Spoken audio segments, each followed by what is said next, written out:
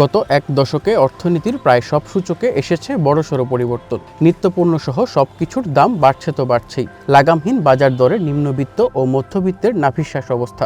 এমন বাস্তবতায় দীর্ঘ এক যুগের অপেক্ষার পর সরকারি কর্মকর্তা কর্মচারীদের জন্য এলো সুখবর। এবার বাড়ছে তাদের বেতন ভাতা সহ অন্যান্য সুবিধা। বুধবার নির্ধারিত সময়ের ৩ সপ্তাহ আগেই প্রধান উপদেষ্টার কাছে প্রতিবেদন হস্তান্তর করেছে নবম জাতীয় বেতন কমিশন, যেখানে ২০টি স্কেলে সর্বনিম্ন বেতন স্কেল ৮,২৫০ টাকা থেকে বাড়িয়ে ২০,০০০ টাকার সুপারিশ এসেছে। একই সাথে সর্বোচ্চ বেতন স্কেল ৭৮,০০০ টাকা থেকে বাড়িয়ে ১,৬০,০০০ টাকা করার প্রস্তাব এসেছে। কমিশনের সুপারিশে বৈশাখী ভাতা ২০% থেকে বাড়িয়ে ধরা হয়েছে ৫০%। দশম ধাপ থেকেই কর্মচারীদের যাতায়াত ভাতা দেওয়ার প্রস্তাবও করা হয়েছে।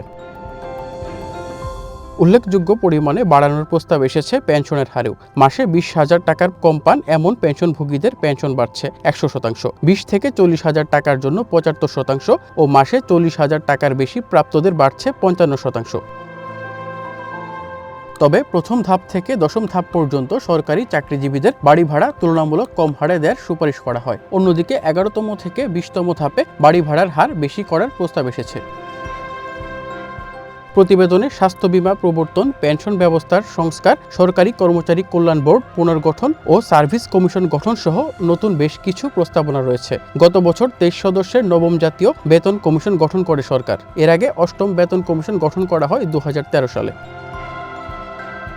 কমিশন প্রধান জাকির আহমেদ খান প্রধান উপদেষ্টার হাতে সুপারিশ তুলে দিয়ে জানান, এই প্রস্তাব বাস্তবায়নের প্রয়োজন ১,৬০,০০০ কোটি টাকা। বর্তমানে ১৪ লাখ সরকারি কর্মচারী এবং ৯ লাখ পেনশনভোগীর জন্য ব্যয় হচ্ছে ১,৩১,০০০ কোটি টাকা। অভিজিৎ শান্ত, ওয়ান নিউজ, ঢাকা।